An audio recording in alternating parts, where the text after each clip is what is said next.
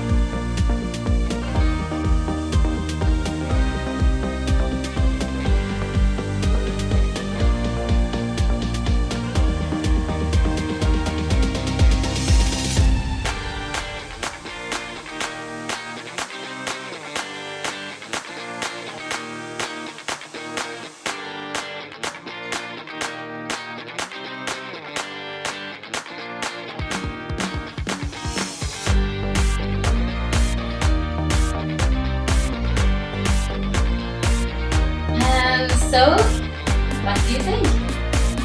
Worth it?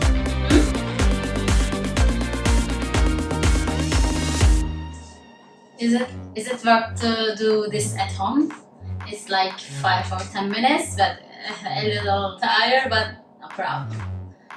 So what do you think? Write in the comments below. Is it practical? Is it worth it to do this at home by ourselves? Huh? Yes, actually, it's not hard, right? So that's it. Bye.